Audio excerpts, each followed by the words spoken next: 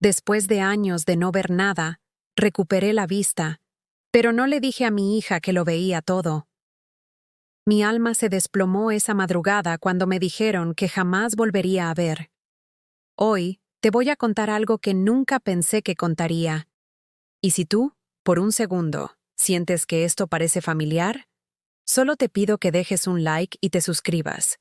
Va a ayudarme a continuar desabafando.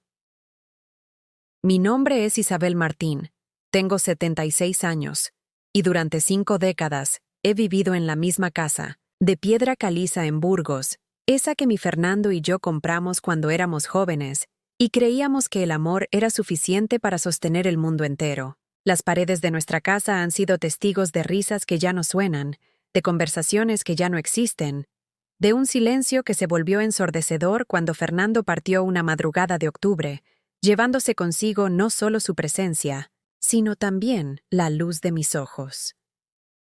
Los médicos le pusieron nombre técnico a mi dolor, degeneración macular senil. Pero yo sabía que era otra cosa más profunda, más cruel.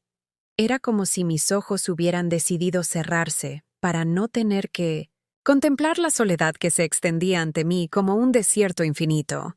Mi mundo se redujo a sombras difusas, a contornos borrosos, a una oscuridad que parecía tragarse hasta mis recuerdos más luminosos. En esos primeros meses de ceguera, las paredes de mi casa se convirtieron en prisión. Cada rincón familiar se transformó en un obstáculo peligroso. La cocina donde había preparado miles de comidas se volvió un campo minado de esquinas filosas y superficies calientes. El dormitorio que había compartido con Fernando durante 40 años se llenó de fantasmas que podía sentir pero no ver.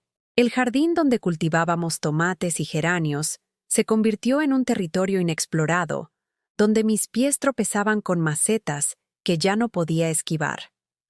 Fue entonces cuando Lorena llegó con su propuesta, envuelta en palabras que sonaban a salvación pero que llevaban el peso de una decisión ya tomada. «Mamá, lo mejor es que vengas a vivir con nosotros a Madrid. Así no estás sola», me dijo una tarde de noviembre, su voz cargada de una autoridad que no recordaba haber visto en ella cuando era niña. Estaba sentada en el sofá de mi sala, el mismo donde Fernando y yo habíamos visto crecer a nuestra hija, donde habíamos celebrado sus primeros pasos, sus primeras palabras, sus primeros logros escolares. Pensé que era una bendición caída, del cielo.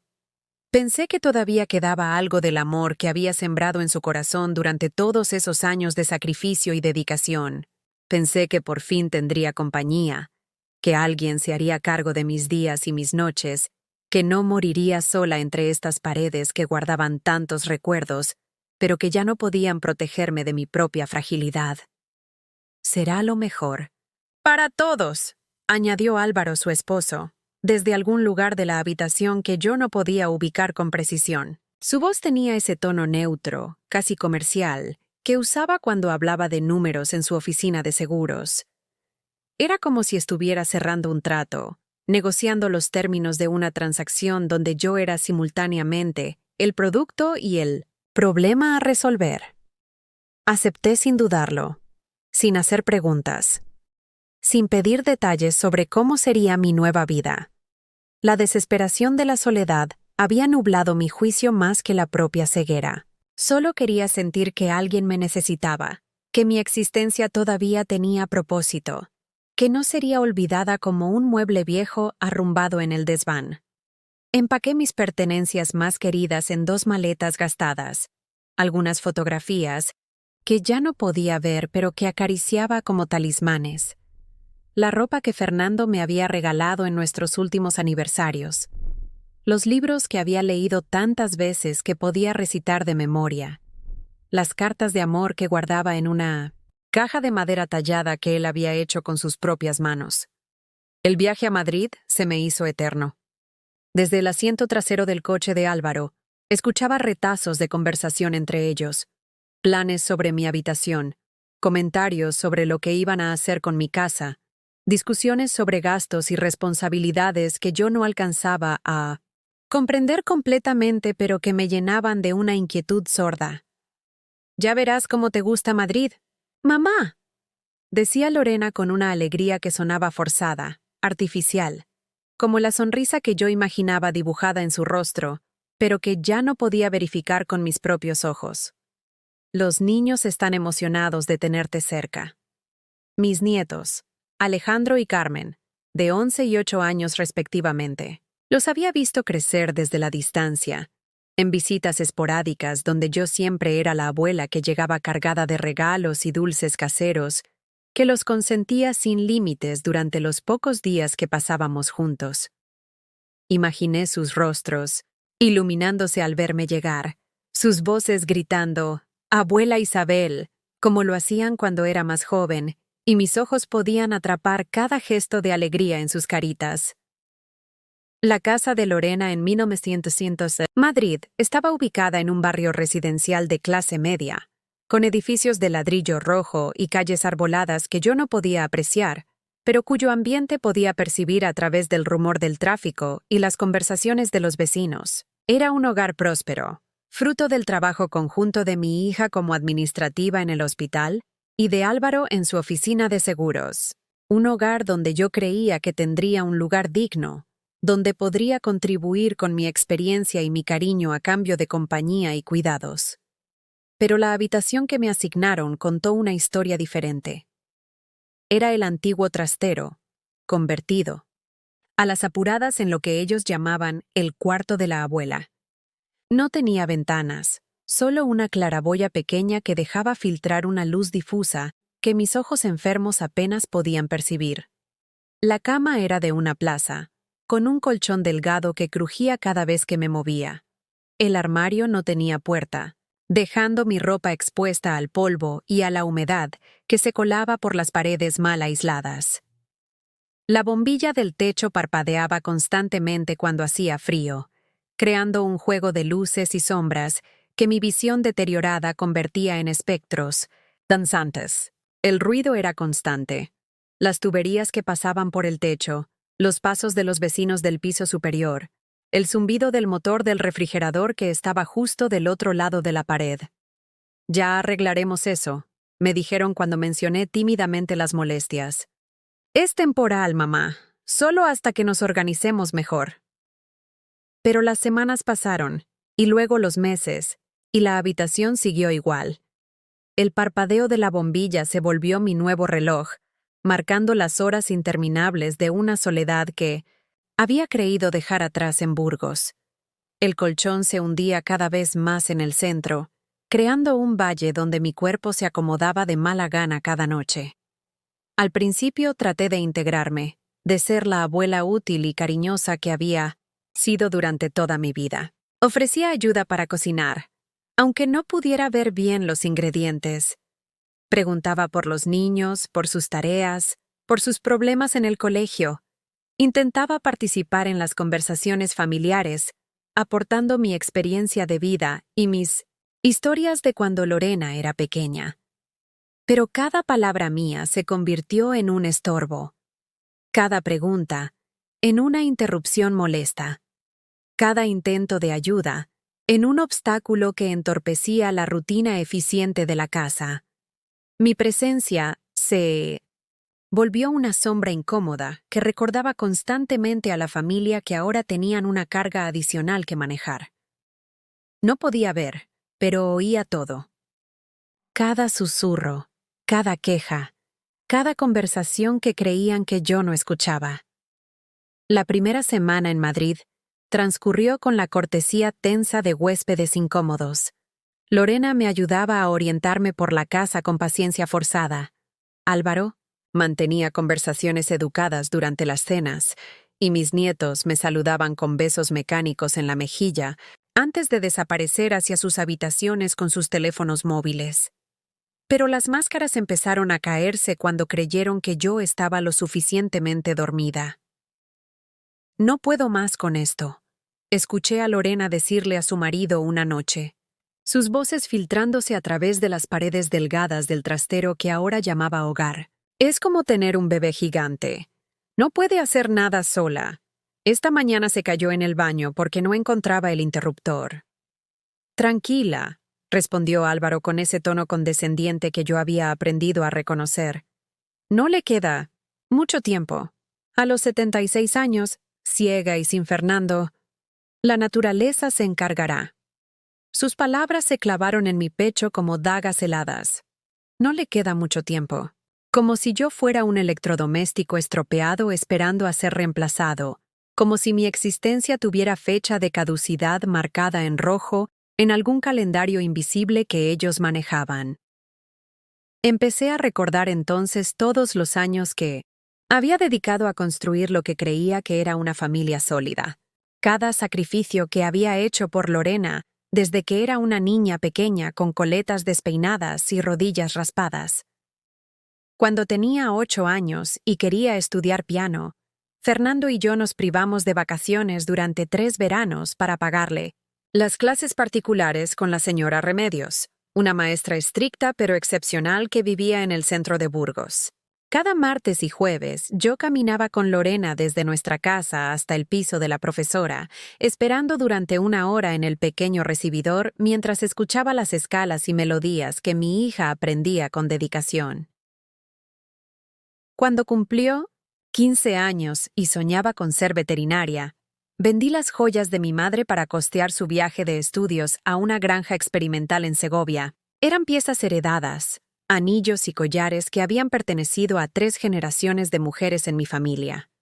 Los llevé al joyero del centro con el corazón encogido, sabiendo que estaba entregando un pedazo de historia familiar a cambio de lo que Lorena llamaba la oportunidad de su vida. Durante sus años universitarios en Madrid, Fernando y yo enviábamos religiosamente 500 euros cada mes para sus gastos. Dinero que salía de nuestras pensiones modestas, de los ahorros que habíamos acumulado céntimo a céntimo trabajando en la fábrica textil durante 40 años. Lorena lo recibía como algo natural, como si fuera un derecho adquirido en lugar de un esfuerzo titánico que nos obligaba a comer lentejas 3 veces por semana y a apagar la calefacción en enero. Cuando se casó con Álvaro, Fernando y yo hipotecamos la casa para darle una boda digna en el Hotel Castilla de Burgos. 200 invitados, orquesta en vivo, menú de 5 platos y una luna de miel en las Islas Canarias que pagamos íntegramente. Lorena lloraba de felicidad ese día, me abrazaba con fuerza y me prometía que algún día me devolvería todo lo que habíamos hecho por ella. «Mamá, eres la mejor madre del mundo», me había dicho mientras yo le abrochaba el collar de perlas que había sido de mi abuela. «No sé cómo agradecerte todo lo que has sacrificado por mí». Cuando nacieron Alejandro y Carmen, durante los primeros años nos convertimos en niñeros de tiempo completo. Cada fin de semana cogíamos el autobús de las 6 de la mañana, desde Burgos hasta Madrid, para cuidar a los niños mientras Lorena y Álvaro salían con sus amigos o viajaban por trabajo. Cambiábamos pañales, preparábamos biberones, paseábamos cochecitos por el Retiro hasta que nos dolían las piernas. Fernando desarrolló problemas de espalda por cargar constantemente a los niños, pero nunca se quejó. «Es por nuestra hija», me decía cuando yo lo veía tomarse 3 ibuprofenos antes de acostar a Alejandro. «Es lo que hacen los abuelos». Los veranos completos los pasábamos en Madrid, durmiendo en el sofá del salón, porque los niños ocupaban las habitaciones y Lorena necesitaba su espacio. 2 meses enteros siendo niñeros sin sueldo, cocinando, limpiando, organizando actividades, mientras nuestros propios amigos en Burgos se preguntaban dónde nos habíamos metido. Cuando Lorena decidió comprarse el piso más grande donde ahora vivían, Fernando y yo pusimos 50.000 euros para la entrada. Era todo lo que teníamos ahorrado para nuestra vejez, el dinero que habíamos guardado religiosamente para afrontar cualquier emergencia médica o para reformar nuestra casa, cuando fuera necesario. «Es una inversión en nuestro futuro común», nos había explicado Álvaro con gráficos y calculadora en mano. «Cuando ustedes ya no puedan vivir solos, tendrán una habitación aquí garantizada. Es como comprar su propia residencia familiar». ¡Qué ironía! La habitación garantizada resultó ser el trastero sin ventanas donde ahora contaba las horas interminables de mi destierro. Y ahora, tumbada en esta cama estrecha que crujía con cada movimiento, escuchando cómo planificaban mi futuro sin consultarme, empezaba a entender que todos esos años de generosidad habían sido interpretados por mi hija no como amor, sino como obligación. No había creado gratitud en su corazón, había creado expectativas. Podemos vender su casa del pueblo, oí que decía Lorena una noche después de cenar, mientras yo fingía dormir con la puerta del trastero entreabierta. Ella ni se entera. Con lo que vale ahora, podríamos pagar el coche nuevo y quedaría dinero para las vacaciones de verano. ¿Y si se da cuenta?, preguntó Álvaro con la cautela de alguien que evalúa los riesgos de una operación comercial. ¿Cómo se va a dar cuenta si ni siquiera ve lo que tiene? ¿Delante? Además es lógico, nosotros estamos gastando dinero en mantenerla. Ella tiene que contribuir. Mi casa, la casa donde había nacido Fernando, donde habíamos sido felices durante medio siglo, donde cada rincón guardaba recuerdos que ahora solo existían en mi memoria ciega. La casa que había sido nuestro refugio, nuestro proyecto común, el lugar donde habíamos planeado envejecer juntos rodeados de los nietos que vendrían de visita y llenaran las habitaciones de risas.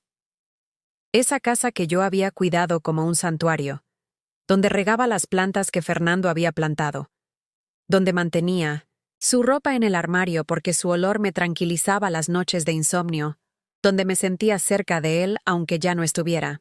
Ellos planeaban venderla como quien se deshace de un mueble viejo que ya no combina con la decoración moderna. Las comidas empezaron a llegar frías. Al principio pensé que era descuido, que Lorena simplemente se olvidaba de que yo existía mientras atendía las necesidades más urgentes de sus hijos. Pero gradualmente me di cuenta de que era deliberado. Mi plato siempre llegaba último, cuando el resto de la familia ya había terminado de comer y empezaba a levantarse de la mesa. «Abuela Isabel, tu comida», me decía Carmen con voz neutra, dejando el plato en la mesa con un golpe seco que hacía saltar los cubiertos. No había cariño en su voz, ni curiosidad, ni ganas de quedarse a charlar conmigo. Había cumplido con una tarea más de la lista diaria de obligaciones familiares. «Gracias, cariño», le decía yo, tanteando con cuidado para encontrar el tenedor sin derramar nada. «¿Cómo te fue en el colegio hoy?» Pero ella ya se había ido. Sus pasos se alejaban hacia el salón donde la televisión anunciaba algún programa infantil que capturaba mucho mejor su atención que las preguntas de una abuela ciega que olía a medicamentos y a soledad. Los días se volvieron eternos. Las noches, desiertos de lágrimas silenciosas que no quería que nadie escuchara. Había días enteros en los que no recordaba cómo sonaba mi propia voz, porque nadie me dirigía la palabra excepto para pedirme algo o para informarme de decisiones que ya habían tomado sin consultarme. «Isabel, mañana no puedes usar la lavadora porque viene mi madre a lavar su ropa», me anunciaba Álvaro como quien informa sobre el horario de un servicio público. No era una consulta, era una orden disfrazada de información. «Isabel, esta noche cenamos tarde porque los niños tienen actividades extraescolares», me comunicaba Lorena sin preguntar si yo tenía hambre o si había planificado algo diferente. «Para mi día». Mi nombre se había convertido en una etiqueta fría. Ya no era mamá para Lorena, ni abuela para los niños. Era Isabel, una inquilina molesta que ocupaba espacio y recursos sin aportar nada visible a cambio. Y entonces empecé a notar algo que me heló la sangre. Me hablaban gritando, como si además de ciega, fuera sorda. Como si la pérdida de visión hubiera afectado automáticamente todas mis otras capacidades mentales. «Isabel, la cena está lista», me gritaba Lorena desde la cocina, aunque yo estaba sentada a apenas 3 metros de distancia en el salón. «Abuela». Papá dice que recojas tus medicinas de la mesa. Tú, me gritaba Alejandro, mi nieto de 11 años, con esa impaciencia cruel que solo los niños saben desplegar cuando consideran que alguien es un estorbo. Pero lo peor de todo era cuando fingían que no me habían escuchado. Cuando yo preguntaba algo durante las conversaciones familiares, se hacía un silencio artificial, como si mis palabras hubieran sido absorbidas por una dimensión paralela, donde las abuelas ciegas no tenían derecho a participar en los diálogos de los seres humanos funcionales. Mi cumpleaños número 76 llegó un martes de febrero, cuando Madrid se vestía de ese frío húmedo que se te mete en los huesos y no te suelta hasta bien entrada la primavera. Me desperté esa mañana con una pequeña esperanza bailando en el pecho, como una vela tímida que se niega a apagarse completamente. Pensé que tal vez, solo tal vez, alguien recordaría que era mi día, que Lorena aparecería con un pastel casero como los que yo le había hecho durante sus primeros 20 cumpleaños, que mis nietos me darían un abrazo especial, me regalarían algún dibujo hecho en el colegio, me cantarían las mañanitas desafinadas pero llenas de cariño. Esperé. Me quedé en la cama más tiempo del habitual, escuchando los ruidos matutinos de la casa. Álvaro duchándose mientras tarareaba alguna canción de la radio. Lorena preparando el desayuno con esa eficiencia mecánica que había perfeccionado. Durante años de rutinas idénticas, los niños discutiendo sobre quién había cogido la mochila del otro. Nadie vino a desearme feliz cumpleaños. Me levanté, me vestí con el vestido azul marino que había sido el favorito de Fernando. Me peiné cuidadosamente frente al espejo que ya no podía usar, pero que aún conservaba por costumbre, y salí del trastero hacia la cocina con la esperanza de que alguien, en algún momento del día, recordara que hacía exactamente 76 años había llegado al mundo. «Buenos días», murmuré al entrar en la cocina, donde toda la familia desayunaba con esa prisa característica de las mañanas de días laborables. «Hola», respondió Lorena sin levantar la vista de su móvil, donde revisaba mensajes de WhatsApp, con la concentración de un cirujano examinando radiografías. Los niños ni siquiera me miraron. Alejandro engullía cereales mientras veía videos en su tablet, con los auriculares puestos que lo aislaban del mundo exterior. Carmen untaba mermelada en su tostada con movimientos automáticos, sus ojos fijos en algún punto indefinido de la pared como si estuviera hipnotizada. Álvaro salió de la ducha, se sirvió un café y se marchó al trabajo. Sin dirigirme una sola palabra. El portazo de la puerta de entrada resonó por toda la casa como una sentencia final. Y así transcurrió todo el día. Nadie mencionó la fecha. Nadie recordó que era mi cumpleaños. Nadie preguntó si tenía algún deseo especial, si quería celebrar de alguna manera, si necesitaba algo diferente para hacer especial ese día que marcaba un año más de vida en medio de una existencia que cada vez se parecía más a una muerte lenta. Por la noche, mientras cenaba sola en la cocina porque la familia había decidido comer pizza frente a la televisión del salón, escuché a Carmen preguntarle a su madre: «Mamá, ¿por qué la abuela Isabel llora tanto?» «Está vieja, cariño», respondió Lorena con esa naturalidad terrible que usamos cuando explicamos fenómenos inevitables de la naturaleza. Las personas mayores lloran porque sus cuerpos ya no funcionan bien. Es normal. Como si mis lágrimas fueran síntomas de una enfermedad degenerativa, en lugar de la respuesta natural de un corazón que se está rompiendo pedazo a pedazo cada día. 3 semanas después, llegó el episodio que me hizo entender con claridad cristalina hasta qué punto había perdido mi lugar en esta familia. Era domingo por la mañana, y yo había amanecido con un dolor terrible en el pecho que me dificultaba la respiración. No era la primera vez que me pasaba. Desde la muerte de Fernando, mi corazón parecía protestar físicamente contra la soledad con palpitaciones y presiones que a veces me dejaban sin aire. «Lorena», le dije cuando la encontré en la cocina preparando el desayuno dominical, «no. Me siento bien, me duele mucho el pecho y me cuesta respirar». Murmuró sin apartar los ojos de la sartén donde freía huevos. Será la edad. Tómate un paracetamol. Creo que debería ir al médico, insistí, llevándome la mano al pecho donde el dolor se intensificaba con cada latido. Es diferente, a otras veces. Más fuerte. Isabel, es domingo. Los médicos no trabajan los domingos. Además, siempre tienes algo. La semana pasada era el estómago. Antes era la cabeza. No puedes ir al hospital cada vez que te duele algo. Me quedé allí parada, en medio de la cocina que olía a café y a tostadas, sintiendo cómo el dolor se extendía por mi brazo izquierdo, mientras mi hija me explicaba con la paciencia de quien habla con una hipocondríaca molesta por qué no merecía atención médica. Álvaro, que había escuchado la conversación desde el salón, se acercó con su periódico deportivo en la mano. Lorena tiene razón, Isabel. En las urgencias te van a tener esperando 5 horas para decirte que tomes aspirinas. Es mejor que descanses. Ese día pasé 8 horas tumbada en mi cama estrecha, con el dolor punzándome el pecho como agujas al rojo vivo, preguntándome si esto era lo que se sentía antes de reunirse con Fernando. La familia salió a almorzar al centro comercial.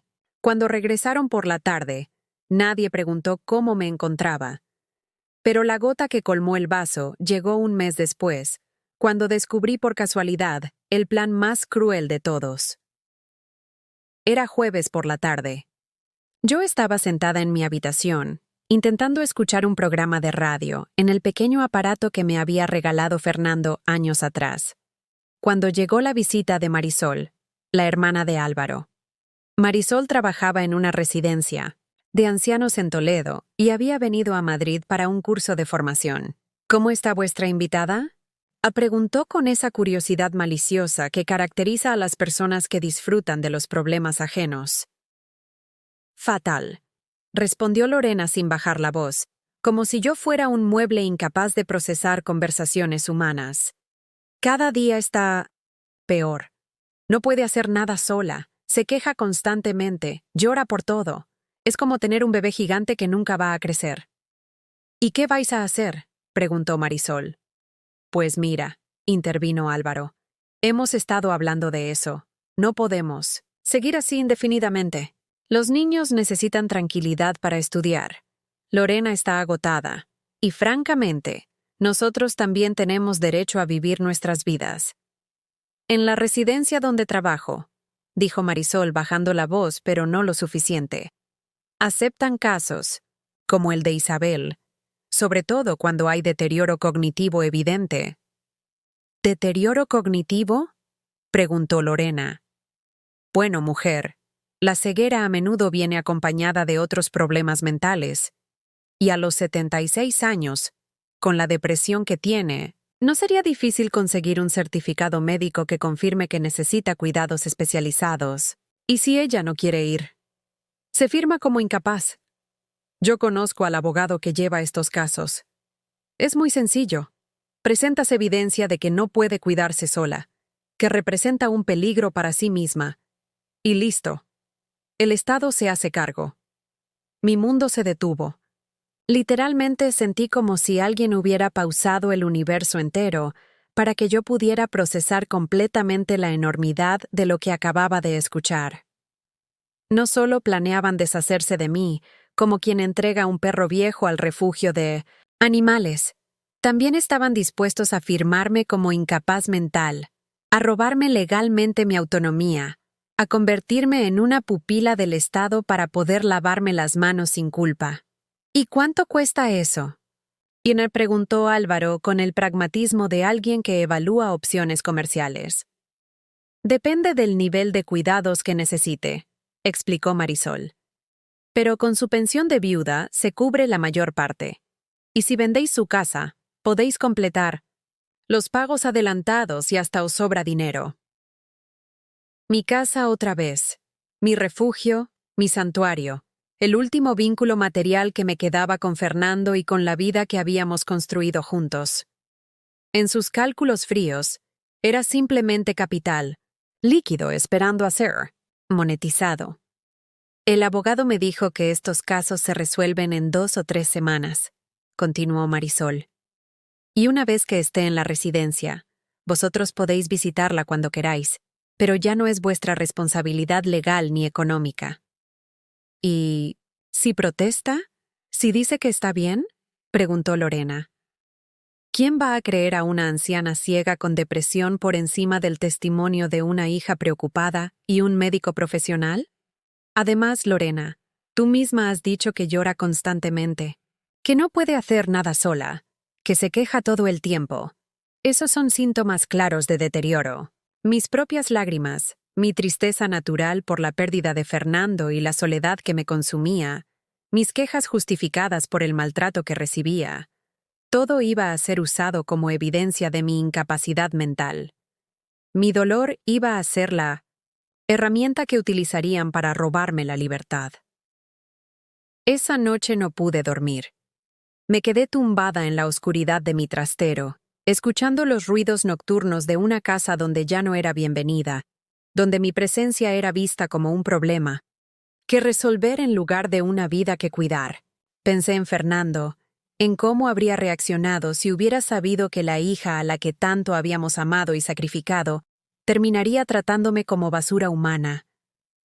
Pensé en mis padres, que habían muerto confiando en que yo había criado.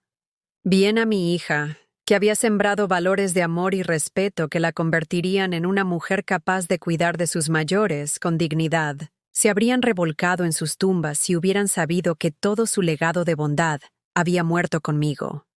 Y entonces, en medio de esa madrugada terrible donde sentía que tocaba fondo en el pozo más profundo de la desesperación humana, ocurrió algo que cambiaría para siempre el curso de mi historia.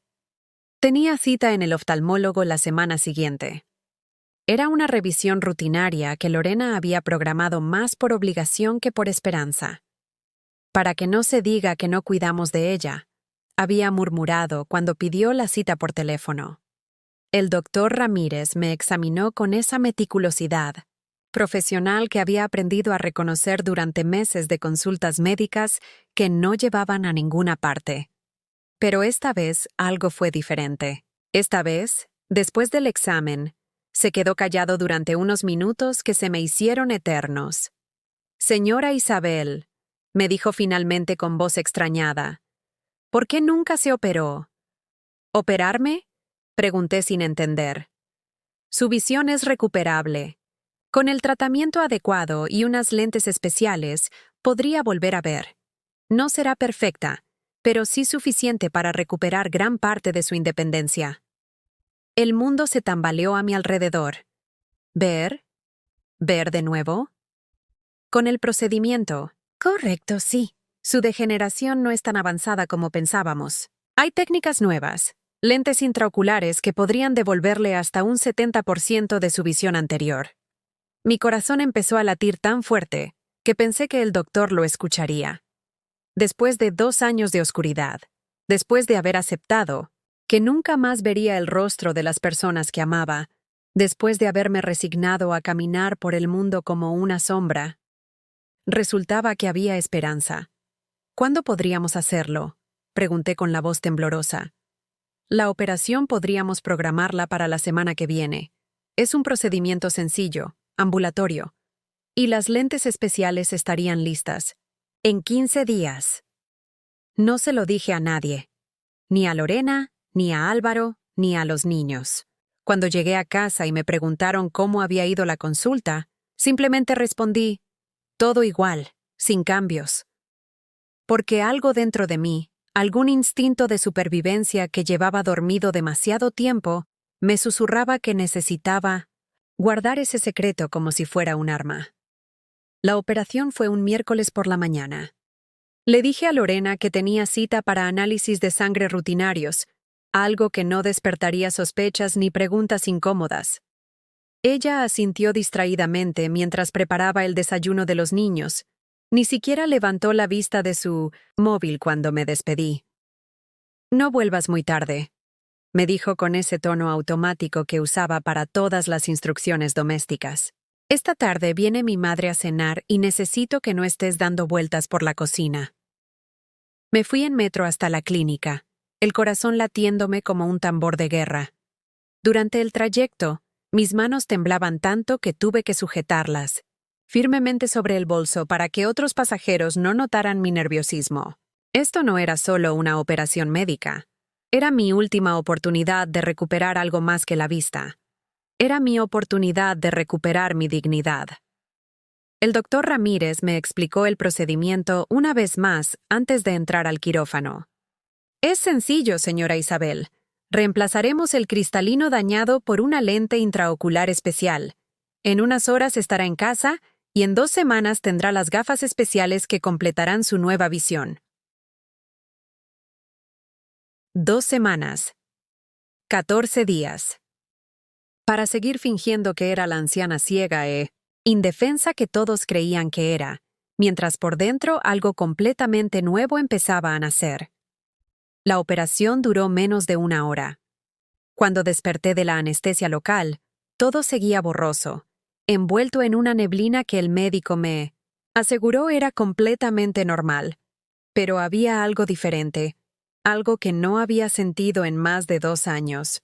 La presencia de la luz. Formas indefinidas que se movían ante mis ojos. Sombras que tenían sentido. Contornos que prometían revelarse completamente en los próximos días.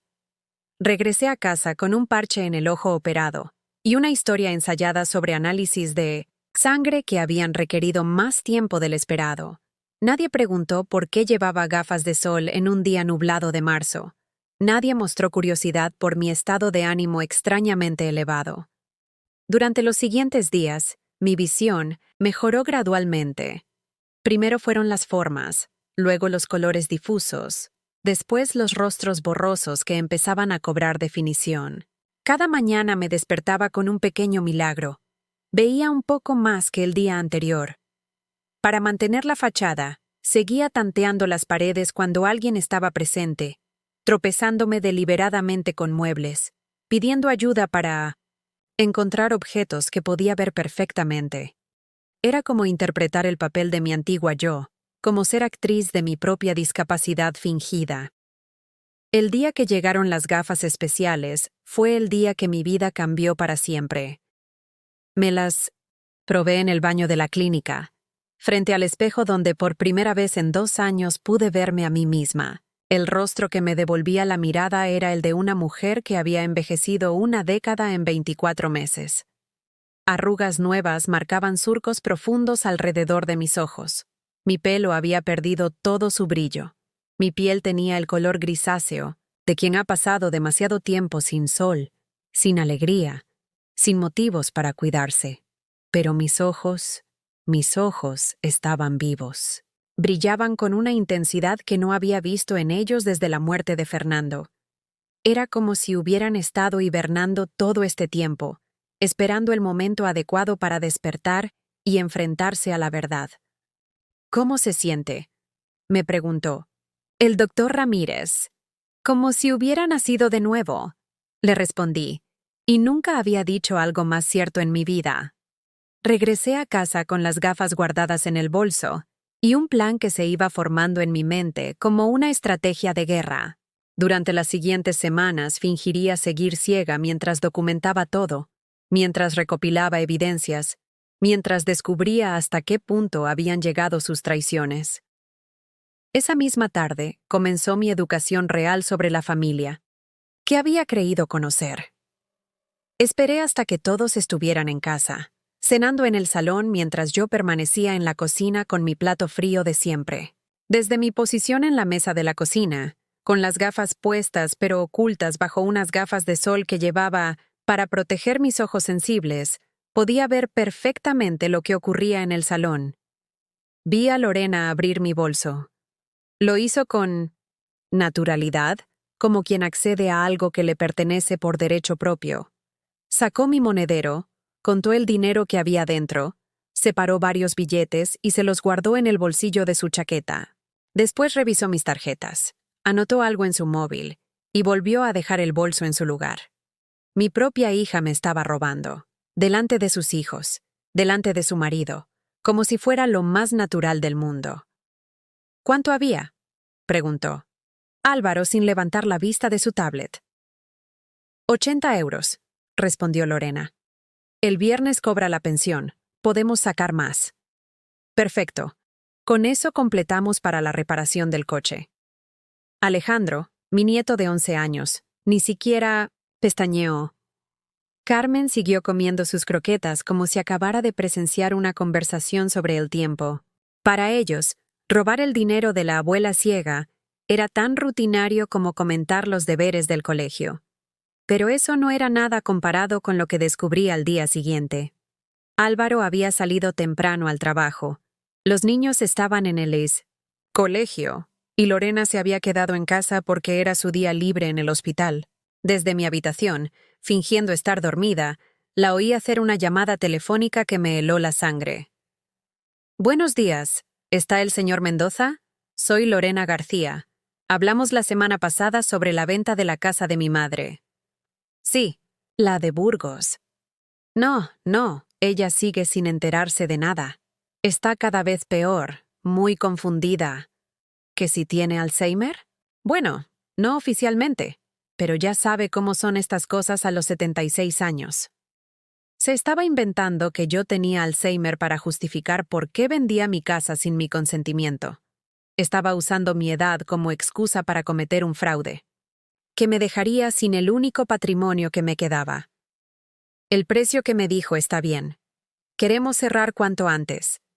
¿Los papeles? No hay problema. Yo tengo poder notarial para todo lo relacionado con sus asuntos.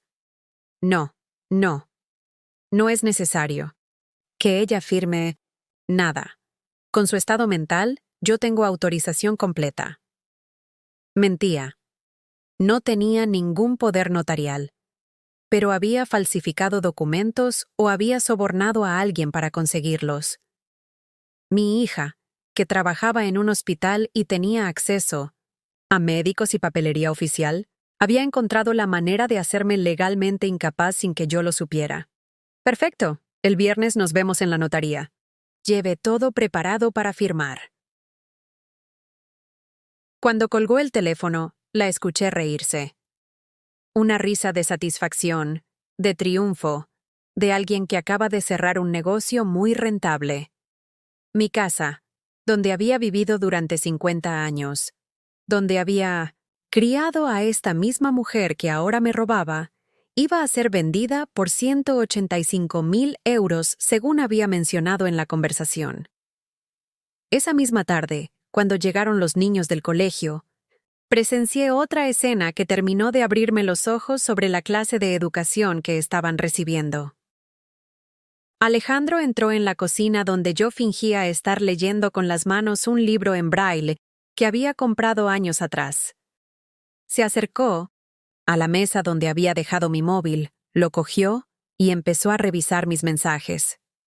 «Abuela», me dijo con voz fingidamente dulce, «¿qué es esto de una cita médica para mañana?» Era la cita de seguimiento con el oftalmólogo, que yo había programado bajo el pretexto de control rutinario de mi ceguera. «Es solo una revisión, cariño», le dije manteniendo los ojos cerrados detrás de las gafas de sol. «Pero aquí dice, que es en la clínica López Ibor. Esa es una clínica cara, abuela. ¿Para qué necesitas ir a una clínica cara si estás ciega? Los ciegos van al ambulatorio». Un niño de 11 años cuestionando mis gastos médicos como si fuera un auditor. ¿Fiscal? Un niño que había aprendido a espiar mis comunicaciones privadas como si fuera lo más natural del mundo. «Mamá», le gritó a Lorena, «la abuela tiene una cita médica cara mañana. No podemos cancelarla y llevarla al médico de la seguridad social». «Muy bien visto, campeón», respondió Lorena desde el salón. «Voy a llamar para cancelar esa cita. Isabel, mañana te llevo al centro de salud del barrio. Es más que suficiente para lo que necesitas». No solo me robaban el dinero y planeaban vender mi casa, también controlaban mi atención médica, decidiendo por su cuenta qué tratamientos podía recibir basándose únicamente en consideraciones económicas. Esa noche, cuando toda la familia dormía, me levanté sigilosamente y fui hasta el salón. Con mi nueva visión pude ver algo que me destrozó el alma. En la mesa del comedor había facturas, recibos, papeles financieros. Toda mi vida económica expuesta y gestionada como si fuera una empresa que ellos administraban. Vi extractos de mi cuenta bancaria donde habían estado haciendo transferencias regulares hacia las cuentas de Lorena. Vi documentos médicos falsos donde aparecía diagnosticada con demencia senil avanzada, firmados por un médico cuyo nombre no reconocía, pero que trabajaba en el mismo hospital que mi hija. Vi presupuestos de residencias geriátricas con mi nombre ya incluido en las solicitudes de ingreso. Vi tasaciones de mi casa en Burgos, con fotografías del interior que ellos habían tomado sin mi conocimiento, durante su última visita, para comprobar que todo estuviera bien. Vi contratos de seguros de vida que habían contratado a mi nombre, con ellos como únicos beneficiarios. Vi solicitudes de créditos donde habían usado mi casa como aval, comprometiéndome en deudas que yo desconocía completamente. Pero lo peor de todo fueron las conversaciones de WhatsApp que Lorena había dejado abiertas en su móvil, que estaba cargándose en la mesa del salón. Conversaciones con Álvaro donde discutían cuál era la manera más rápida de solucionar el problema de Isabel. Conversaciones con su hermana donde se burlaban de mis llantos nocturnos, imitando, con emoticonos de risa, mis quejas sobre la comida fría. Conversaciones con amigos donde se lamentaban de tener que cuidar a una vieja chocha que ya no sirve para nada. En uno de los mensajes, Álvaro le escribía: ¿cuánto crees que tardará en morirse? Porque honestamente, ya no sé cuánto más podemos aguantar esto. Y la respuesta de Lorena: mi madre es fuerte como un roble. Puede durar años. Mejor nos organizamos para quitárnosla de encima de forma legal. Estaban planeando mi muerte.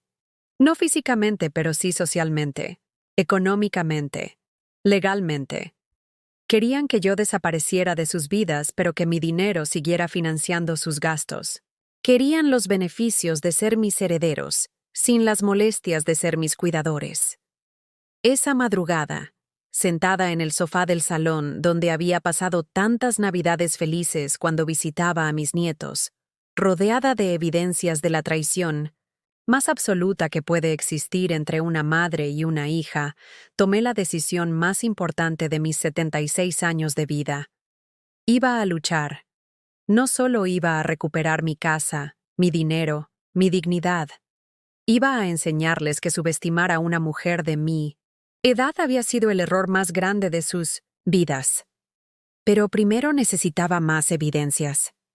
Necesitaba documentar todo, grabar conversaciones, recopilar pruebas que fueran irrefutables ante cualquier juzgado. Por primera vez en 2 años, sonreí. Una sonrisa que ellos no podían ver porque creían que yo seguía ciega. Una sonrisa que prometía justicia. Porque habían cometido un error fatal. Pensaron que mi ceguera física me había vuelto ciega a sus mentiras. Pero ahora yo lo veía todo. Absolutamente todo. Y ellos no tenían ni idea de lo que se les venía encima. Durante las siguientes 3 semanas me convertí en una espía dentro de mi propia familia. Cada mañana me despertaba con un propósito que había perdido desde la muerte de Fernando. Tenía una misión que cumplir, una guerra que ganar, una dignidad que recuperar. Aprendí a moverme por la casa como si siguiera ciega, pero ahora cada tropiezo era calculado, cada petición de ayuda era estratégica, cada gesto de confusión era parte de una actuación perfectamente ensayada. Había vivido 2 años en oscuridad real. Ahora podía fingir esa oscuridad con una precisión que ni el mejor actor habría logrado. Mi primera parada fue la papelería de Don Miguel, un hombre de 80 años que había conocido a Fernando desde la infancia y que regentaba una pequeña tienda en el barrio de Chamberí, a 20 minutos en metro desde la casa de Lorena. Le expliqué mi situación con la cautela de alguien que había aprendido a no confiar en nadie, pero Don Miguel me escuchó con la atención respetuosa que merecen las historias de quienes han vivido lo suficiente para saber distinguir la verdad de la mentira. Necesito una grabadora pequeña, le dije, y un móvil que pueda grabar videos sin que se note. Ay, Isabel, me dijo moviendo la cabeza con tristeza. Siempre supe que esa hija tuya no era de fiar. Ya cuando era niña y venía con Fernando a comprar material escolar, tenía esa mirada de quien siempre está calculando qué puede sacar de cada situación. Me vendió una grabadora digital del tamaño de un pendrive y me enseñó a usar un teléfono móvil con cámara de alta resolución que podía activarse con solo tocar un botón. Para una mujer de tu edad manejas muy bien la tecnología, me dijo con una sonrisa cómplice. Don Miguel, le respondí. Cuando tienes 76 años y necesitas demostrar que no estás loca, aprendes a usar cualquier herramienta que te ayude a sobrevivir. Regresé a casa con mis nuevas armas escondidas en los bolsillos internos del abrigo, sintiendo por primera vez en meses que tenía algo de control sobre mi destino. Esa misma tarde, comencé mi trabajo de documentación. La grabadora la escondí en el bolsillo del delantal que usaba cuando fingía ayudar en la cocina. El móvil lo mantuve siempre conmigo, programado para grabar video con solo presionar el botón de volumen 3 veces seguidas. En una semana había recopilado más de 4 horas de conversaciones, donde Lorena y Álvaro discutían abiertamente sus planes para deshacerse de mí y quedarse con mis bienes. El viernes tengo cita con el notario para terminar lo de la casa. Escuché que le decía Lorena a su marido mientras cenaban en el salón. Ya tengo todos los papeles firmados. El médico del hospital me hizo el certificado de incapacidad mental sin problemas. ¿Y si alguien se da cuenta de que está más lúcida de lo que dice el informe?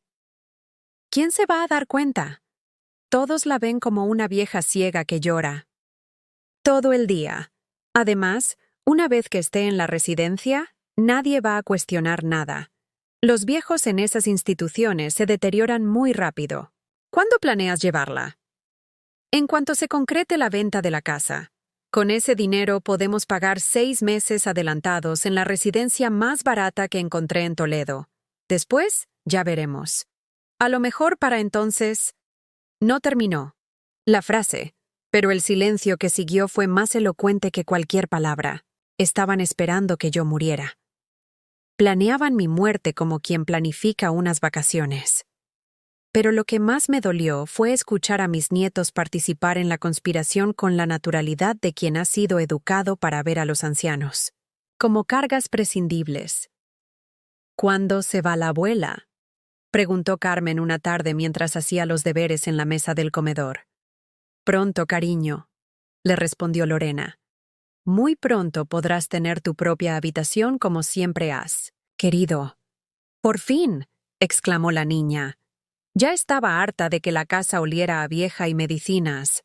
Alejandro, desde el sofá donde jugaba con su tablet, añadió, y ya no tendremos que hablar bajito por las noches para que no se despierte y se ponga a llorar. Exacto, confirmó Álvaro. Cuando la abuela ya no esté, podremos vivir tranquilos. Sin drama, sin lloriqueos, sin tener que estar pendientes de una persona que ya no puede aportar nada útil a la familia. Esas palabras se clavaron en mi corazón como puñales oxidados. Mis propios nietos, a los que había cargado en brazos, cuando eran bebés, a los que había contado cuentos y regalado dulces, a los que había querido con el amor incondicional que solo las abuelas saben dar, me veían como un estorbo maloliente del que había que deshacerse cuanto antes. Pero no me permití llorar. No en ese momento. Las lágrimas vendrían después, cuando estuviera sola en mi trastero. En esos momentos necesitaba mantener la cabeza fría y seguir recopilando evidencias. La segunda semana de mi investigación descubrí algo que superó todas mis expectativas sobre la crueldad humana. Estaba fingiendo dormir en el sofá del salón una tarde de domingo cuando llegó Marisol, la cuñada que trabajaba en la residencia de Toledo, acompañada de un hombre trajeado que se presentó como abogado especializado en casos geriátricos complejos. «Este es el señor Vázquez», le dijo Marisol a Lorena. «Él se encarga de toda la documentación legal para ingresos involuntarios. Ya revisó el expediente médico que le enviaste y dice que está todo en orden». El señor Vázquez se sentó en el sillón que quedaba más cerca de donde yo fingía dormir y abrió una carpeta llena de documentos oficiales. Señora García, le dijo a Lorena con voz profesional. Según los informes médicos que ha aportado, su madre presenta un deterioro cognitivo severo que la hace incapaz de tomar decisiones racionales sobre su bienestar. Eso nos da base legal suficiente para proceder con el internamiento involuntario. ¿Y ella no puede protestar? Puede protestar todo lo que quiera, pero su testimonio no tendrá validez legal frente a la evaluación médica profesional. Además, hemos visto casos similares. Los pacientes con este nivel de deterioro a menudo desarrollan paranoia contra sus propias familias, acusándolas de maltrato o negligencia cuando en realidad están recibiendo cuidados amorosos. Mi propia cordura iba a ser cuestionada si intentaba defenderme. Cualquier queja que presentara sería interpretada como síntoma de mi supuesta demencia. Habían creado el crimen perfecto: robarle la vida a alguien mientras todo el mundo aplaude. Tu dedicación como cuidador abnegado. ¿Cuánto cuesta todo el proceso?, preguntó Álvaro. Mis honorarios son 5.000 euros, respondió el abogado. Pero considérenlo una inversión. Una vez que su suegra esté oficialmente declarada incapaz, ustedes tendrán control total sobre todos sus bienes. Podrán vender propiedades, gestionar pensiones, tomar decisiones médicas, todo sin necesidad de consultarle nada. ¿Y la residencia? La señora Martínez ya habló conmigo al respecto, dijo señalando a Marisol. Conoce al director de la institución. Con el estado mental de su madre, la ubicarían en el área de pacientes con demencia avanzada. Son habitaciones compartidas con 3 pacientes más, pero mucho más económicas. ¿Habitaciones compartidas?, preguntó Lorena. Sí, pero no se preocupe. Los pacientes en esa sección ya no tienen capacidad para quejarse o crear problemas. La mayoría está sedada la mayor parte del tiempo para mantener la tranquilidad del centro. Planeaban drogarme, meterme en una habitación con otros 3 ancianos en estado vegetativo y mantenerme sedada para que no causara molestias. Era una muerte en vida, una condena a desaparecer lentamente mientras ellos disfrutaban de mi dinero. ¿Cuándo podemos empezar?, preguntó Álvaro. En cuanto tengamos la autorización judicial. Con los documentos que ya tienen, puedo presentar la solicitud esta misma semana. En 10 días máximo tendríamos la orden de internamiento. 10 días. Tenía 10 días para actuar antes de que me arrastraran como a un animal enfermo hacia un lugar del que nunca saldría con vida. Esa noche, cuando toda la casa dormía, me senté en el trastero que llamaban mi habitación y tomé la decisión más valiente de toda mi vida. Era el momento de contraatacar, pero necesitaba ayuda profesional. Al día siguiente, fingiendo ir a comprar medicinas a la farmacia, tomé el metro hasta el bufete de abogados Mendoza Asociados, que había encontrado en Google como especialistas en derecho de familia y protección de personas mayores. Era una oficina moderna en el centro de Madrid, con cristaleras que daban a la Gran Vía y una decoración que inspiraba confianza. La secretaria me miró con extrañeza cuando llegué con mis gafas de sol y mi bastón fingiendo ser ciega, pero cuando le expliqué que necesitaba hablar urgentemente con un abogado sobre un caso de maltrato familiar, me hizo pasar inmediatamente al despacho de la señora Carmen Mendoza, una mujer de unos 50 años con cara inteligente y mirada de acero. Señora Martín, me dijo después de escuchar mi historia durante más de 1 hora. Lo que me está contando constituye varios delitos graves: estafa, falsificación de documentos, apropiación indebida y conspiración para privar de libertad a una persona mayor. ¿Pero puede ayudarme? No solo puedo ayudarla, vamos a hacer que se arrepientan de haber nacido. Carmen Mendoza me explicó que necesitábamos actuar con rapidez, pero también con inteligencia.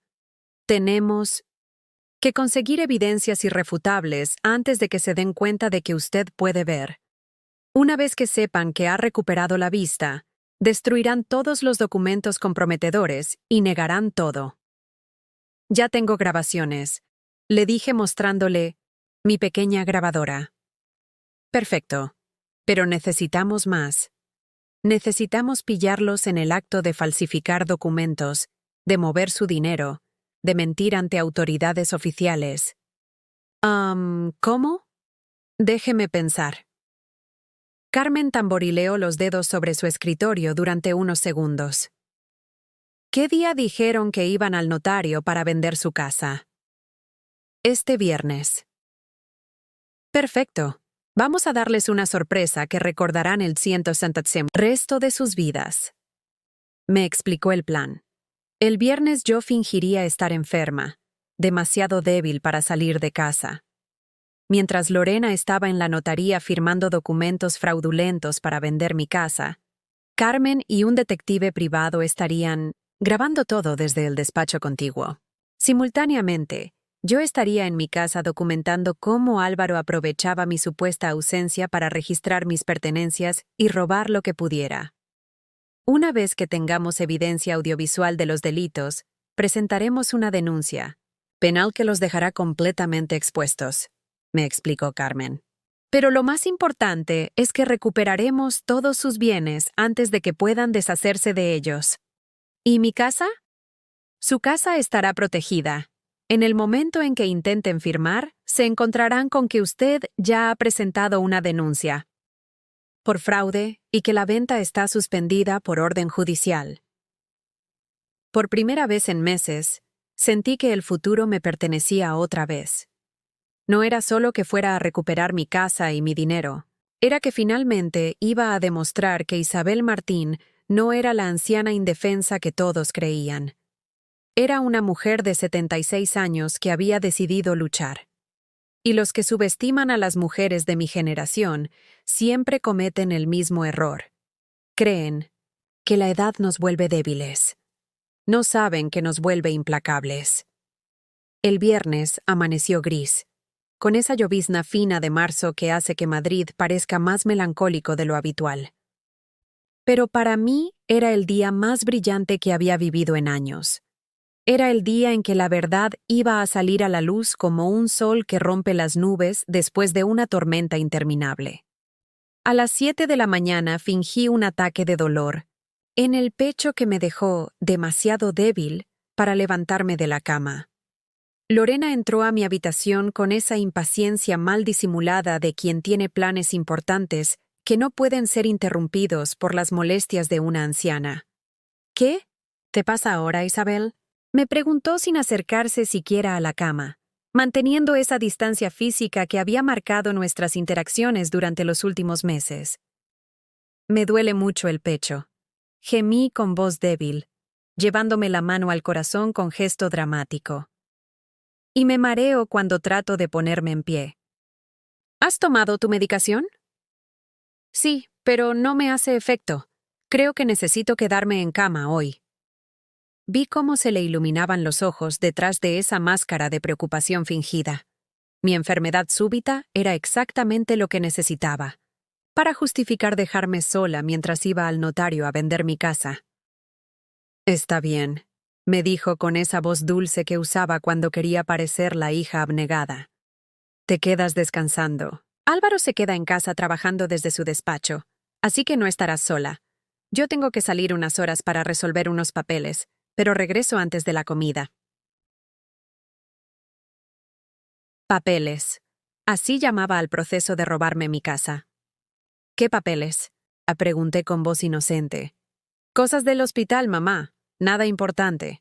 Tú descansa y no te preocupes por nada. Después de desayunar, Lorena se arregló con especial cuidado. Se puso el traje azul marino que reservaba para ocasiones importantes. Se maquilló más de lo habitual. Y hasta se roció con el perfume caro que solo usaba en celebraciones. Para ella, robar mi casa era una celebración. A las 10:30 salió de casa con una sonrisa que trataba de ocultar, pero que yo podía ver perfectamente a través de mis gafas especiales. Llevaba un maletín negro donde había guardado todos los documentos falsificados que pensaba usar para demostrar que tenía derecho a vender mi propiedad. 10 minutos después, cuando escuché que Álvaro se encerraba en su despacho para su supuesta jornada de teletrabajo, puse en marcha mi parte del plan. Me levanté silenciosamente, me puse las gafas que me devolvían la vista completa y saqué el móvil que Carmen Mendoza me había enseñado a usar para grabar video con máxima calidad.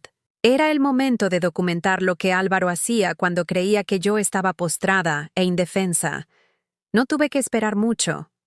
A las 11 menos cuarto lo vi salir de su despacho y dirigirse directamente hacia mi habitación. Entró sin llamar, sin pedir permiso, como quien accede a un espacio que considera de su propiedad. Yo me había escondido en el baño de mis nietos, desde donde podía filmarlo todo a través de la puerta, entreabierta. Lo primero que hizo fue abrir mi armario y revisar meticulosamente todos mis bolsillos, sacando las pocas monedas y billetes que había guardado allí. Después se dirigió hacia la mesita de noche donde yo guardaba mis medicinas y mis documentos personales. «Vamos a ver qué guardas aquí, Isabel». Lo escuché murmurar mientras revolvía mis pertenencias con la tranquilidad de quien sabe que no va a ser interrumpido. Sacó mi carnet de identidad, mi tarjeta de la seguridad social, mi cartilla del banco, y los fotografió uno por uno con su móvil. Después encontró mi libreta de direcciones, donde yo había anotado los teléfonos de algunos conocidos de Burgos, y también la fotografió completamente. «Perfecto», se dijo a sí mismo. «Con esto podemos hacernos pasar por ella en cualquier gestión telefónica». Pero lo peor vino cuando encontró la pequeña caja de madera donde yo guardaba las cartas de amor que Fernando me había escrito durante nuestro noviazgo. Eran cartas íntimas, personales, llenas de promesas y sueños, que habíamos compartido cuando éramos jóvenes y creíamos que el mundo entero estaba a nuestros pies. Álvaro las leyó, una por una, con esa sonrisa despectiva de quien encuentra diversión en la intimidad ajena, y después, en lugar de devolverlas a su lugar, se las guardó en el bolsillo de su chaqueta. «Esto puede ser útil si la vieja se pone rebelde», murmuró. «Un poco de chantaje emocional nunca viene mal». Planeaba usar las cartas de amor de mi esposo muerto para chantajearme emocionalmente. La crueldad de ese hombre no tenía límites. Mientras tanto, a 12 kilómetros de distancia, Carmen Mendoza y el detective que había contratado estaban documentando cómo Lorena se presentaba ante el notario don Federico Ruiz con documentos falsificados para vender una casa que no le pertenecía. Según me contó Carmen más tarde, Lorena llegó a la notaría con la seguridad de quien va a cerrar un negocio perfectamente legal. Se sentó frente al notario con su mejor sonrisa, abrió su maletín y comenzó a explicar por qué necesitaba vender la casa de su madre. «Mi madre sufre de demencia senil avanzada», le dijo al notario mostrándole los informes médicos falsificados. «Como pueden ver en estos documentos, ya no tiene capacidad para tomar decisiones racionales. Yo tengo poder notarial para manejar todos sus asuntos». El notario, un hombre de unos 60 años con experiencia suficiente para haber visto todo tipo de casos familiares complicados, revisó los documentos con atención profesional. «Señora García», le dijo después de examinar los papeles, «estos informes médicos indican un deterioro muy severo. ¿Su madre ha sido evaluada por más de un especialista?» «Por supuesto», mintió Lorena sin pestañear. «Varios médicos han confirmado el diagnóstico. Como trabajadora del hospital, he tenido acceso a las mejores evaluaciones». «¿Y ella está conforme con la venta de la propiedad?» «Don Federico, mi madre ya no entiende conceptos como propiedad o dinero. Vive en un mundo propio. Hay días que no me reconoce. Esta venta es necesaria para costear sus cuidados especializados». Lo que Lorena no sabía era que Carmen Mendoza había hablado con don Federico la noche anterior, explicándole toda la situación y pidiéndole que siguiera adelante con el proceso para poder grabar una confesión completa. «Entiendo», dijo el notario. ¿Y el precio de venta le parece adecuado? Me parece perfecto. Necesito liquidez inmediata para ingresar a mi madre en una residencia especializada en demencia. Cada día que pasa su estado empeora. ¿Qué tipo de residencia? Una en Toledo que se especializa en casos avanzados. Allí recibirá la atención médica que necesita. Mientras Lorena describía con todo detalle cómo planeaba usar mi dinero para encerrarme en una institución donde me drogarían para mantenerme callada, las cámaras ocultas grababan cada palabra, cada gesto, cada mentira que salía de su boca. De vuelta en casa, Álvaro había terminado de saquear mi habitación y había pasado a revisar mis pertenencias en el resto de la casa. Lo vi examinar mis libros, buscando si había escondido dinero entre las páginas. Lo vi revisar mis abrigos, palpando cada bolsillo en busca de objetos de valor que hubiera pasado por alto en registros anteriores. Pero su momento de mayor crueldad llegó cuando encontró el álbum de fotografías familiares que yo guardaba en el salón. Eran fotos de toda mi vida. Mi boda con Fernando, el nacimiento de Lorena, los primeros pasos de mis nietos, navidades, cumpleaños, momentos felices que ahora me parecían pertenecientes a otra vida. Álvaro fue quitando las fotografías, una por una, separando aquellas donde aparecía dinero, joyas o propiedades que pudieran tener valor. Las fotos puramente sentimentales, donde solo aparecíamos las personas, las tiró directamente a la basura. Esto no sirve para nada, decía mientras descartaba imágenes de Fernando y mío en nuestro aniversario de plata. Pura basura sentimental. Mi historia, familiar, los recuerdos de toda una vida, reducidos a basura sentimental por un hombre que había decidido que mi existencia ya no tenía valor. A las 12:30, cuando Álvaro creía haber terminado su saqueo, sonó el timbre de la puerta. Era Carmen Mendoza acompañada de 2 agentes de la Policía Nacional y un funcionario judicial. Vi cómo Álvaro palideció cuando abrió la puerta y se encontró con una comitiva oficial que claramente no había venido de visita social. ¿Siento usted Álvaro García Sánchez? Preguntó uno de los policías. Sí. ¿Ocurre algo? Tenemos una orden de registro relacionada con una denuncia por apropiación indebida y falsificación de documentos. ¿Está en casa la señora Isabel Martín? Está enferma. En cama. No puede levantarse. Necesitamos hablar con ella. Fue entonces cuando hice mi entrada triunfal. Salí del baño de mis nietos, me quité las gafas de sol y caminé hacia la puerta con paso firme y decidido. Buenos días, dije con voz clara y fuerte. Soy Isabel Martín, y tengo muchísimas cosas que contarles. La cara de Álvaro cuando me vio caminar sin tropezar, hablar con claridad y dirigirme a los policías con absoluta lucidez, fue una imagen que atesoraré el resto de mis días. Era la expresión de alguien que acaba de descubrir que la víctima que creía haber silenciado para siempre se había convertido en su peor pesadilla. Pero tú estás ciega, murmuró con voz temblorosa. Ya no, le respondí con una sonrisa que había estado ensayando durante semanas. Y he visto absolutamente todo lo que has hecho. Carmen Mendoza se acercó con una grabadora en la mano. Señor García, quedan ustedes detenidos por apropiación indebida, falsificación de documentos, conspiración para privar de libertad y fraude. Todo lo que digan puede ser usado en su contra. En ese momento sonó el teléfono de Álvaro. Era Lorena, llamando desde la comisaría donde acababa de ser arrestada cuando intentaba completar la venta fraudulenta de mi casa. ¿Álvaro? Se escuchaba su voz desesperada a través del teléfono. Me han arrestado. Dicen que mamá presentó una denuncia. ¿Es posible? ¿Cómo se pudo enterar si está ciega y medio loca? Álvaro me miró con una mezcla de terror y admiración que nunca había visto en sus ojos antes. No está ciega, le dijo a Lorena. Y definitivamente no está loca. Por primera vez en 2 años, sonreí con ganas. una sonrisa completa, luminosa, victoriosa. La anciana indefensa había resultado ser la mujer más peligrosa que habían conocido en sus vidas. Los días que siguieron al arresto fueron como despertar de una pesadilla que había durado 2 años. Enteros. Por primera vez desde la muerte de Fernando, me levanté cada mañana con propósito, con energía, con la sensación de que mi vida me pertenecía otra vez. Carmen Mendoza se convirtió en mucho más que mi abogada.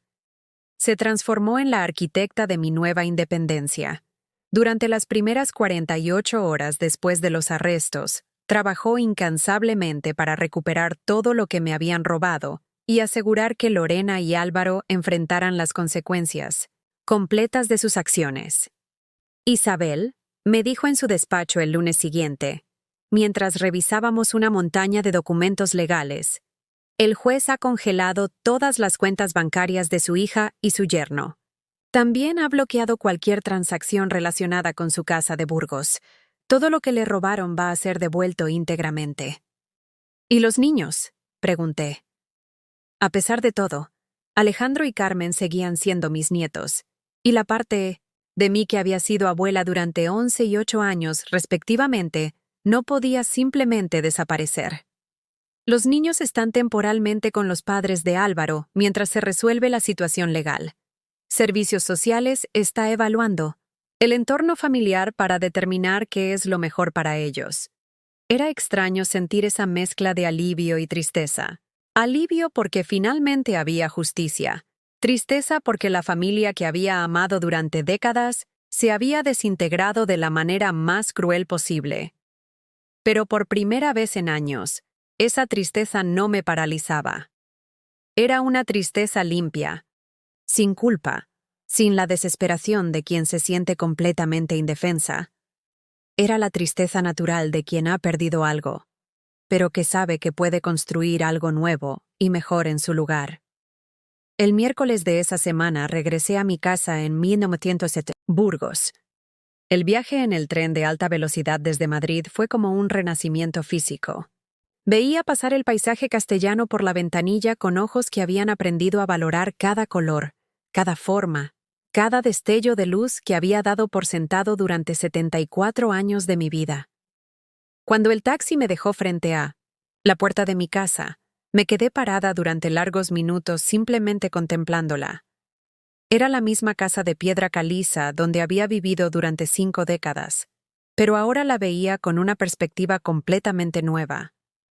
Ya no era simplemente el lugar donde había transcurrido mi vida, era el símbolo de mi resistencia, la prueba de que Isabel Martín no se había dejado vencer. El jardín estaba descuidado, lleno de malas hierbas que habían crecido durante los meses de mi ausencia forzada. Pero las rosas que Fernando había plantado seguían allí, resistentes y orgullosas, esperando a que alguien volviera a cuidarlas, como yo.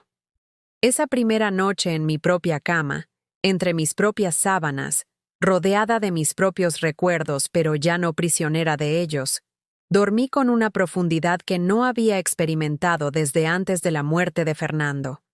No era el sueño agotado de quien se rinde ante las circunstancias, sino el descanso reparador de quien ha luchado y ha ganado. Al día siguiente, comencé mi proceso de renovación personal. No se trataba solo de recuperar mi casa y mi dinero. Se trataba de redescubrir quién era Isabel Martín cuando no estaba siendo definida por las necesidades, expectativas o crueldades de otras personas. Lo primero que hice fue contratar a María, una mujer de 50 años del pueblo que había perdido su trabajo cuando cerraron la fábrica textil. La contraté no solo para que me ayudara con la limpieza y el jardín, sino para que fuera mi compañía, mi confidente, mi nueva familia elegida. Señora Isabel, me dijo María el primer día mientras arrancábamos malas hierbas del jardín. Toda Burgos está hablando de lo que les hizo a esos sinvergüenzas de Madrid. La gente dice que usted es la mujer más valiente que han conocido. No fui valiente, María, le respondí mientras podaba las rosas de Fernando. Fui desesperada, y a veces la desesperación te da fuerzas que no sabías que tenías. pues yo creo que fue valiente. Y lista. Muy lista. María tenía razón, aunque me había tomado tiempo reconocerlo. Durante meses me había visto a mí misma como una víctima, como alguien a quien le habían pasado cosas terribles. Pero la verdad era otra. Era una mujer que había identificado un problema, había desarrollado una estrategia, había ejecutado un plan complejo y había ganado una guerra contra enemigos que me triplicaban en número y que controlaban todos los recursos.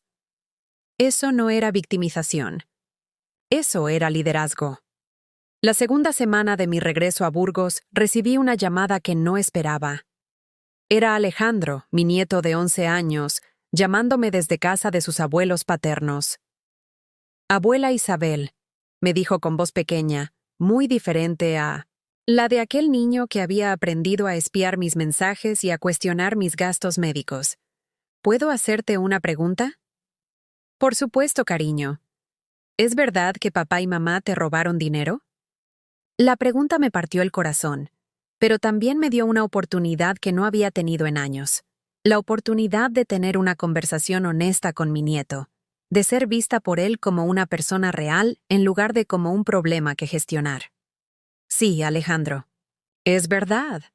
¿Y es verdad que querían meterte en una residencia aunque tú no quisieras ir?» «También es verdad». Hubo un largo silencio al otro lado de la línea. Después, con voz que apenas se escuchaba, me preguntó, «¿Nosotros también? ¿Hicimos cosas malas contigo?» Esa pregunta me demostró que Alejandro era más inteligente y sensible de lo que había pensado.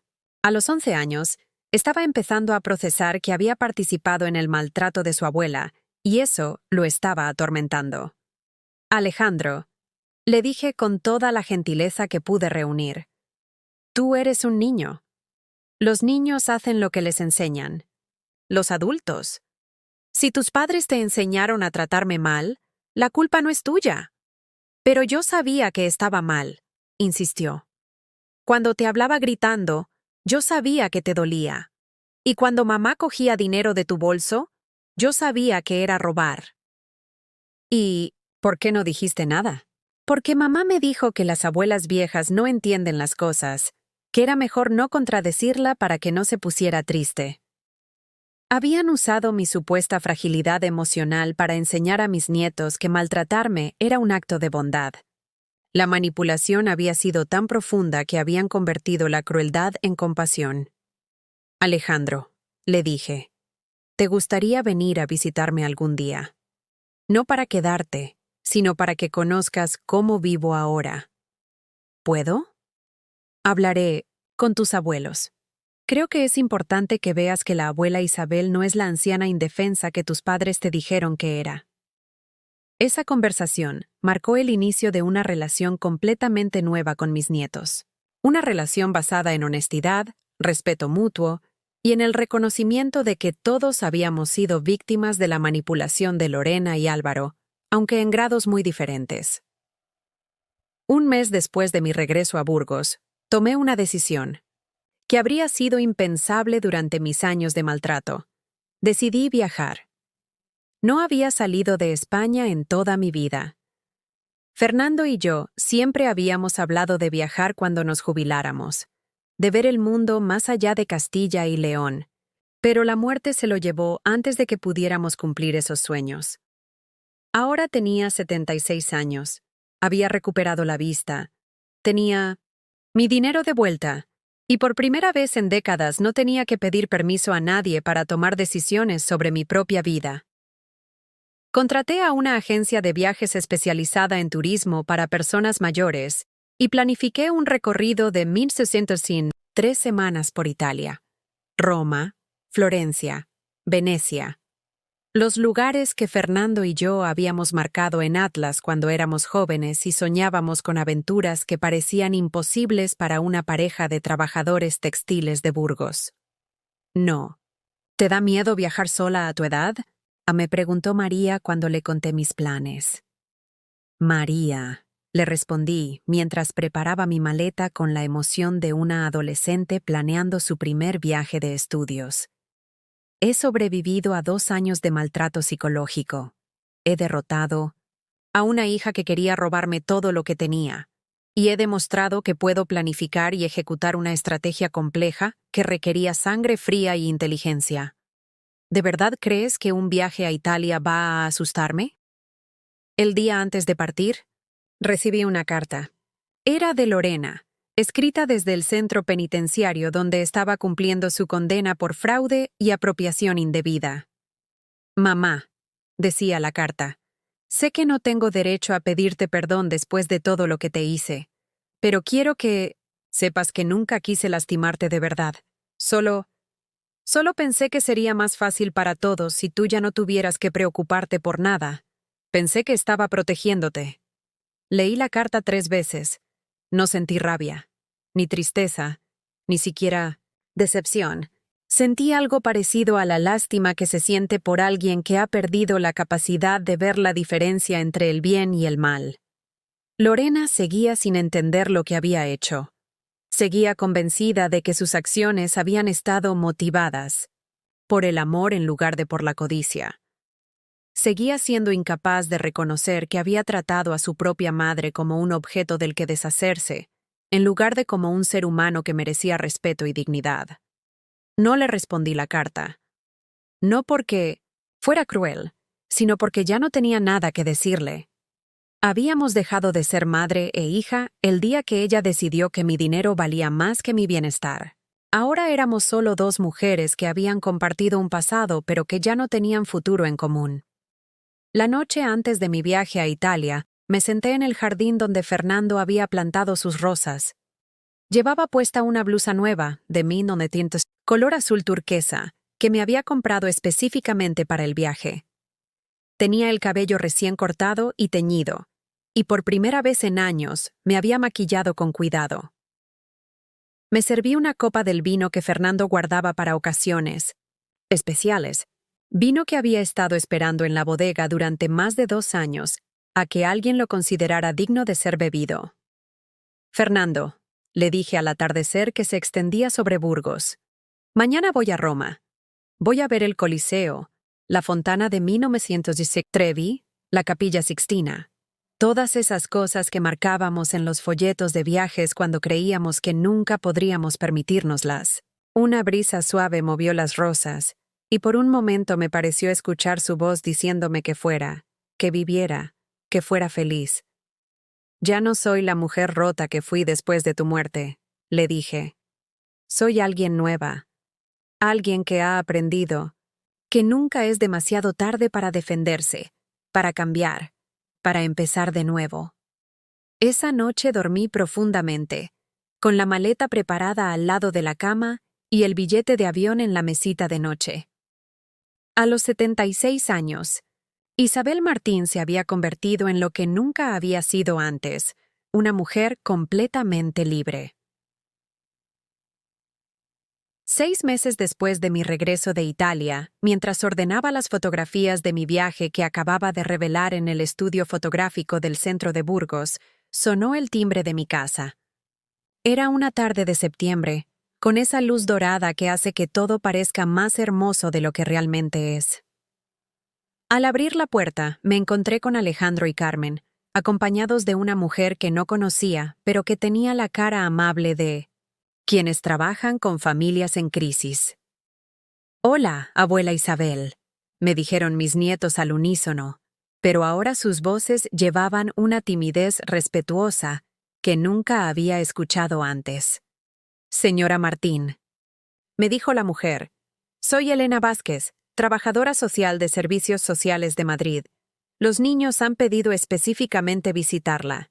Hemos estado trabajando durante meses en terapia familiar, y ellos querían tener la oportunidad de disculparse personalmente con usted».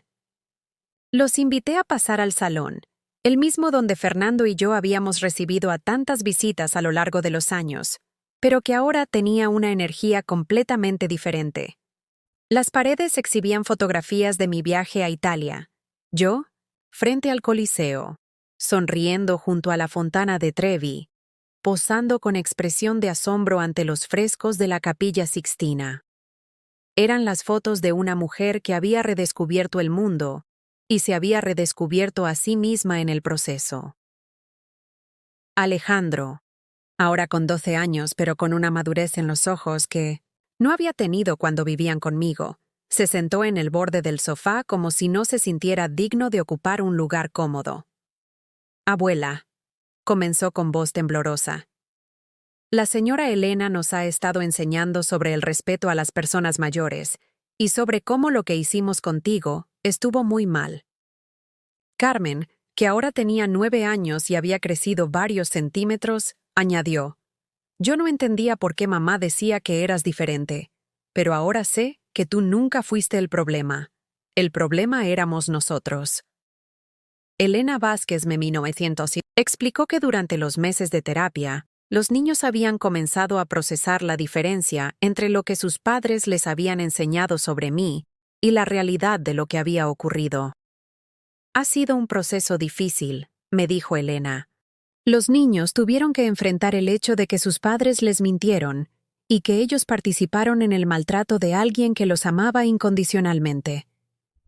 ¿Cómo están Lorena y Álvaro?, pregunté, aunque la respuesta ya no me causaba el dolor que habría sentido meses atrás.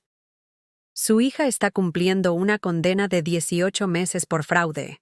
Su yerno recibió una condena similar. Ambos están en programas de rehabilitación, pero... Elena hizo una pausa.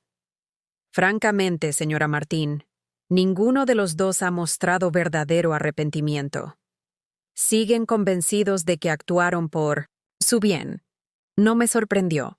Había aprendido que algunas personas son incapaces de reconocer el daño que causan, porque reconocerlo requeriría cuestionar la imagen que tienen de sí mismas como buenas personas. ¿Y ustedes? Y les pregunté a mis nietos, ¿cómo se sienten con todo esto? Alejandro me miró directamente a los ojos por primera vez en años. Tengo pesadillas, me confesó. Sueño contigo llorando en esa habitación sin ventanas, y yo paso por delante. Sin decirte nada, Carmen agregó, yo extraño cuando eras nuestra abuela de verdad. Antes de que todo se volviera raro. Yo sigo siendo su abuela, les dije con firmeza. Solo que ahora soy una abuela que se respeta a sí misma. Les enseñé las fotografías de mi viaje. Les conté sobre los museos que había visitado, las comidas que había probado, la gente que había conocido. Veía cómo sus ojos se iluminaban al descubrir que su abuela no era la anciana frágil y llorosa que habían aprendido a despreciar, sino una mujer valiente y aventurera que había convertido su dolor en poder.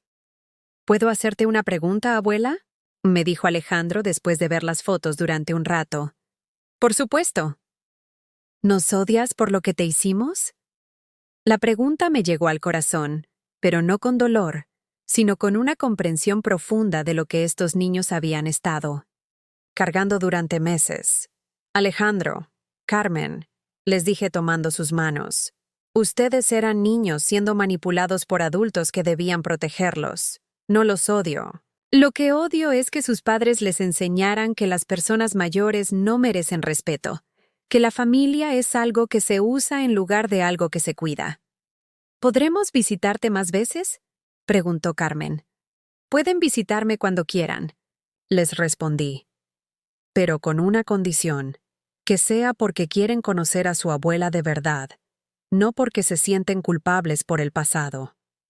Elena nos explicó que los niños ahora vivían con los padres de Álvaro, que habían demostrado ser abuelos responsables y cariñosos, que estaban ayudándoles a sanar del trauma de descubrir la verdad sobre sus padres. Los niños están bien cuidados, me aseguró Elena, y están aprendiendo valores que sus padres nunca les enseñaron. Después de que se marcharan, me quedé sentada en mi jardín, contemplando las rosas que Fernando había plantado, y que ahora florecían con una exuberancia que no había visto en años. María se acercó con 2 tazas de té y se sentó a mi lado en el banco de madera que habíamos instalado bajo el manzano. ¿Cómo te sientes después de ver a los niños?, me preguntó. Aliviada, le respondí. Por ellos y por mí. Necesitaban saber que no soy rencorosa, y yo necesitaba saber que están bien. ¿Crees que las cosas pueden arreglarse entre ustedes? No sé si se pueden arreglar, admití, pero pueden empezar de nuevo. Y a veces empezar de nuevo es mejor que arreglar algo que estaba roto desde el principio. Los meses siguientes trajeron una rutina que nunca había experimentado en mis 76 años. Una rutina elegida por mí, estructurada según mis deseos, libre de las expectativas y demandas de otras personas. Empecé a dar clases de punto de cruz en el Centro de Mayores de Burgos, enseñando a otras mujeres de mi edad las técnicas que mi madre me había transmitido décadas atrás. Era reconfortante descubrir que tenía conocimientos valiosos que compartir, que mi experiencia era vista como un tesoro en lugar de como una carga. También me uní a un grupo de lectura donde nos reuníamos cada jueves para discutir novelas, que siempre había querido leer pero para las que nunca había tenido tiempo, cuando mi vida estaba dedicada a satisfacer las necesidades de otros. Pero lo más importante fue que aprendí a disfrutar mi propia compañía. Durante décadas había definido mi valor por mi capacidad de cuidar a otros. Primero a Fernando, después a Lorena, finalmente a mis nietos. Ahora descubría que Isabel Martín tenía valor por sí misma, independientemente de a quién sirviera o qué necesidades satisficiera. Una tarde de diciembre, mientras preparaba la cena solo para mí, algo que había aprendido a ver como un lujo en lugar de como una tristeza, recibí una llamada de Carmen Mendoza. Isabel, me dijo con voz emocionada, tengo noticias que creo que le van a interesar. ¿Qué ocurre? ¿Recuerda que hablamos sobre la posibilidad de ayudar a otras personas mayores que estuvieran pasando por situaciones similares a la suya? Meses atrás, Carmen había mencionado la idea de que yo hablara con otros ancianos que estuvieran siendo maltratados por sus familias, que compartiera mi experiencia como ejemplo de que era posible defenderse y recuperar la dignidad. Sí, lo recuerdo. Bueno, resulta que el Ayuntamiento de Madrid quiere crear un programa piloto de apoyo a personas mayores víctimas de maltrato familiar, y quieren que usted sea la coordinadora. Me quedé sin palabras. A los 76 años, después de haber sido tratada como un estorbo inútil durante años, alguien me estaba ofreciendo la oportunidad de convertir mi dolor en propósito, mi experiencia en herramienta de ayuda para otros. ¿Qué tendría que hacer? Coordinar un equipo de trabajadores sociales, abogados y psicólogos, dar charlas en centros de mayores, acompañar a víctimas durante los procesos legales, ser la cara visible de un programa que podría ayudar a cientos de personas. Carmen, le dije con voz temblorosa, hace un año yo era una mujer ciega que vivía en un trastero y que creía que su vida había terminado. ¿De verdad creen que puedo hacer algo así? Isabel, usted derrotó a una conspiración familiar compleja, planificó y ejecutó una estrategia legal perfecta, y se recuperó de un trauma que habría destruido a personas la mitad de su edad. Si hay alguien en España calificado para dirigir un programa así, es usted. Esa noche no pude dormir, pero no por ansiedad sino por emoción. Era como si el universo me estuviera ofreciendo la oportunidad de transformar el sufrimiento más grande de mi vida en la contribución más importante que podría hacer al mundo. Al día siguiente, llamé a Carmen para aceptar el puesto. Ahora, mientras escribo estas líneas en mi escritorio junto a la ventana que da al jardín donde las rosas de Fernando se preparan para el invierno, puedo decir con absoluta certeza que mi vida comenzó realmente a los 76 años. Aprendí que no hay edad para abrir los ojos, y mucho menos para cerrarlos a quienes nos quieren apagar. Aprendí que la dignidad no es algo que otros pueden quitarte, es algo que solo tú puedes entregar. Aprendí que el amor verdadero nunca requiere que renuncies a tu propia humanidad. Sobre todo, aprendí que nunca es demasiado tarde para convertirse en la persona que siempre debiste ser. La ceguera, descubrí, no siempre está en los ojos. A veces está en el corazón de quienes más deberían vernos. Pero cuando recuperas la vista, cuando realmente abres los ojos, puedes ver que el mundo está lleno de posibilidades que nunca imaginaste. A los 76 años, Isabel Martín ya no era la víctima de la historia de nadie. Era la heroína de su propia vida. ¿Alguna vez has vivido o conoces a alguien que haya pasado por algo parecido a lo que viví yo? Compárteme tu respuesta en los comentarios. Si esta historia te llegó al corazón, déjame tu like y suscríbete al canal para que este mensaje llegue a alguien que necesita oírlo. Porque nunca sabemos quién necesita recordar que siempre es posible empezar de nuevo, sin importar la edad que tengamos.